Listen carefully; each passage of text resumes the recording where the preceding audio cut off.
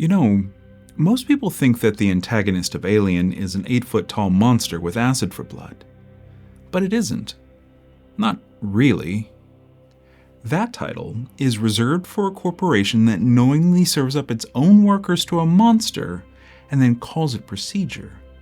It's a system that treats human beings as expendable assets, and the quiet horror of discovering that the people in charge have already decided your fate. And that idea didn't come out of nowhere. The film came out in the 1970s, a decade when Americans learned very suddenly that their institutions were not just incompetent, but willing to lie, cover up, and sacrifice the people beneath them in order to preserve power. That shift in trust didn't announce itself loudly. It seeped in quietly, reshaping how authority was perceived and how systems were imagined. Years later, Dan O'Bannon would articulate that worldview with brutal clarity. He said, "I didn't invent the alien. I invented the people who would feed you to it." That line isn't just clever, it's a thesis. And by the end of this episode, it should feel less like commentary and more like a diagnosis. Let's get into it.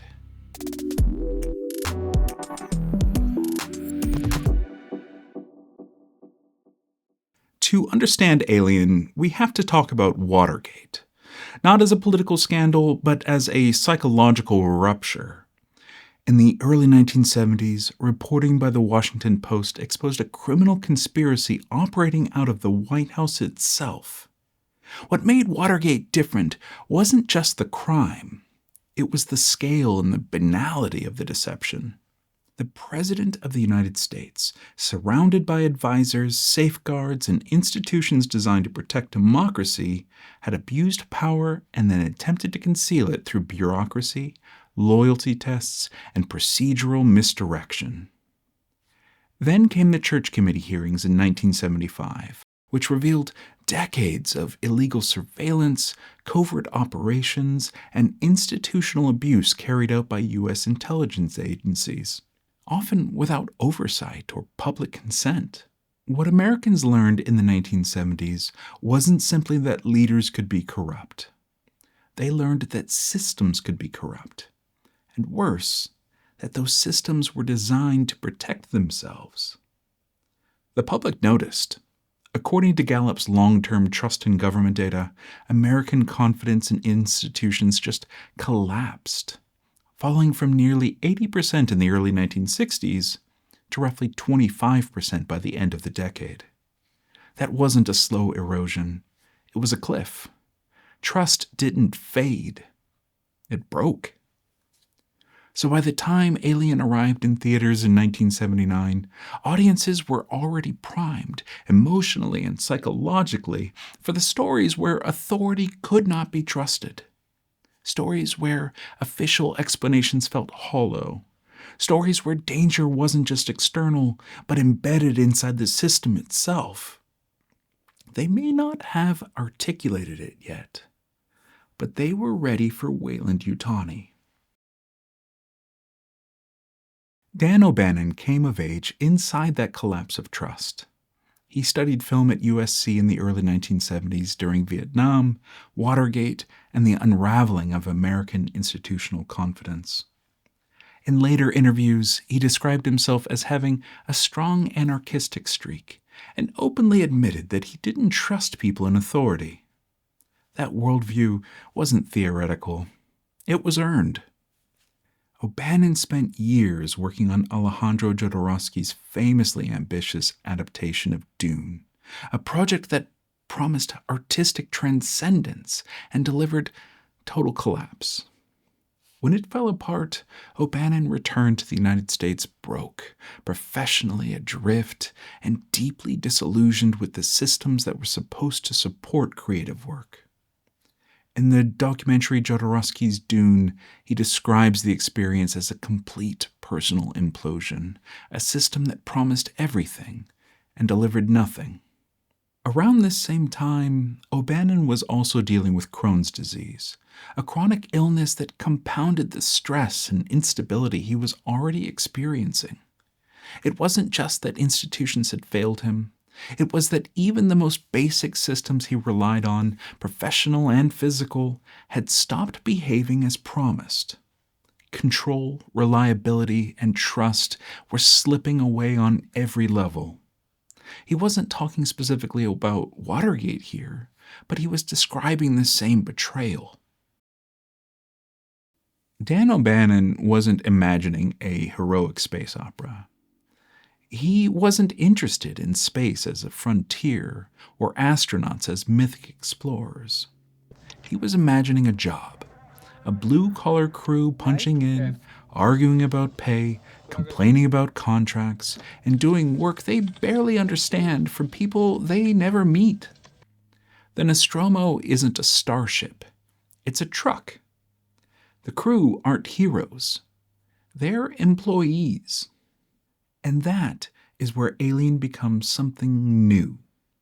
The horror doesn't begin with the creature.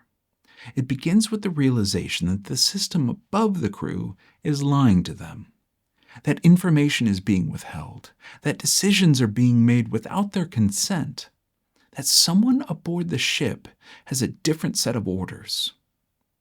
O'Bannon told the Washington Post in 1979 that he wanted to introduce, quote, a new demon into public consciousness.